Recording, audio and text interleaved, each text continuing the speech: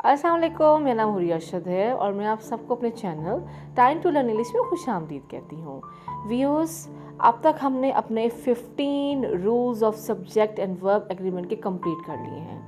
आज के लेसन में हम रूल नंबर 16 से लेकर 21 तक डिस्कस करेंगे। तो चलते हैं हमारे लेसन की तरफ।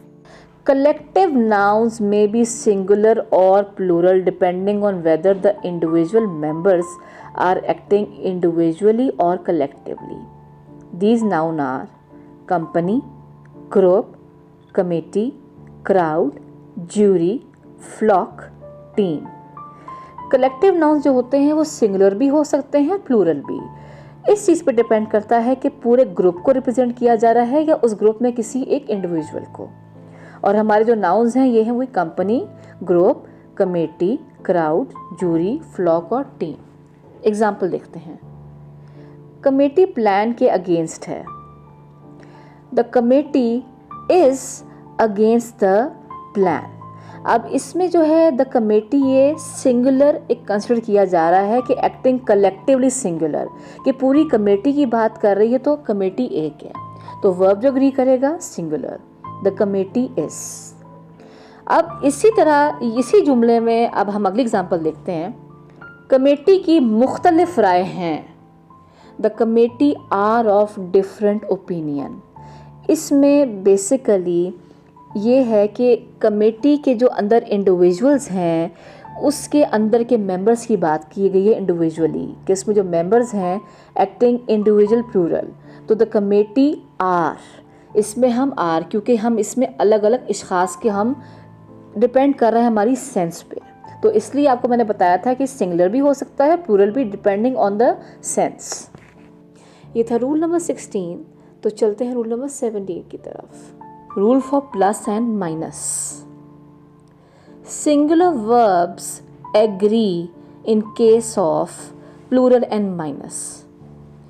हमेशा प्लस और माइनस के केस में जो हिसाब के में होता है, प्लस और माइनस के केस में सिंगुलर वर्ब एग्री करता है। For example 6 + 2 = 8। 6 प्लस ये जमा प्लस हो रहा है तो ये इज होगा, आर 8 नहीं होगा। इसी तरह 9 - 2 = 7।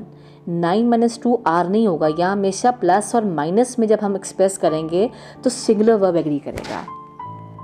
ये था रूल नंबर 17 और अब चलते हैं रूल नंबर 18 की तरफ। Plural verb agrees in case of multiplication और whenever and joins 2 digits to express the total number।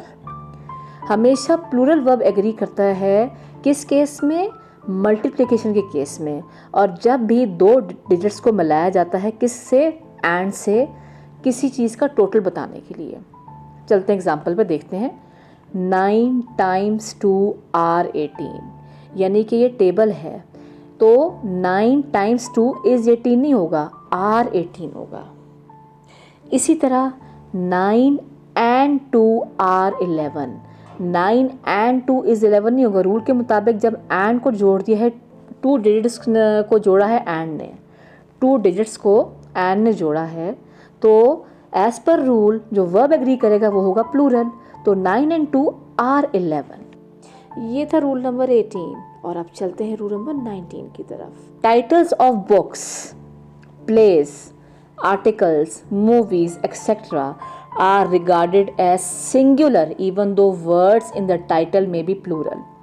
जो हमारी बुक्स के, प्लेस के, आर्टिकल्स के या मूवीज़ के जो टाइटल हैं वो हमेशा सिंगुलर ही समझे जाते हैं, चाहे उनका टाइटल प्लूरल क्यों ना हो। Example, In Dreams Begin Responsibilities is a story by D. Suchwatz। अब इसमें आप देखेंगे ये प्लूरल में, हमारा इसका टाइटल प्लूरल में है, लेकिन हम इसको, इसके साथ जो वर्ब आया है इज़ अ स्टोरी, आर नहीं, क्योंकि ये हमारा स्टोरी है, सिंगुलर ही कंसिडर होगी, तो वर्ब भी हमारा सिंगल होगा।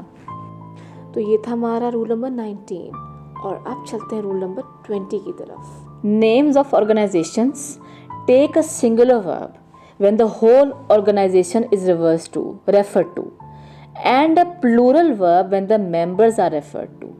अब अगर कोई किसी इदारे का या ऑर्गेनाइजेशन का नाम है, वो हमेशा सिंगुलर वर्ब से ही एग्री करेगा। उसके अलावा ये है कि अगर ऑर्गेनाइजेशन के मेंबर्स की बात की जाए तो वहाँ पे हमारा प्लूरल वर्ब एग्री करेगा। एग्जाम्पल, सईद और सन्स एक कामयाब इदारा है। Saeed and sons is a successful organisation. Saeed and sons basically एक ही इदारे की बात हो रही है, तो इसलिए इज़ होगा, सईद एंड सन्स आर नहीं होगा। एग्जाम्पल 2, सईद और सन्स एक मीटिंग कर रहे हैं। Saeed and sons are holding a meeting. अब इस जुमले में बेसिकली जो मीटिंग है ना, वो उस इदारे के मेंबर अटेंड कर रहे हैं, इसलिए इसमें जो वर्ब हमारा एग्री करेगा प्लूरल, क्योंकि सईद एंड सन्स एक कंपनी की बात नहीं हो रही, उसके मेंबर्स की बात हो रही है, तो इसलिए Saeed and sons are holding a meeting. ये था रूल नंबर 20।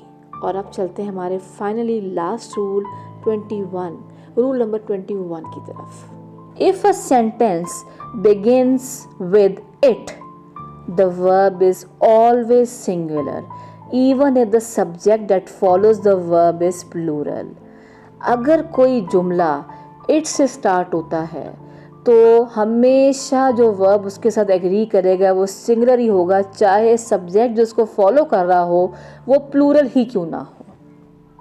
एग्जाम्पल, ये फौजी है जो कि कौम की हिफाजत के लिए खड़ा है।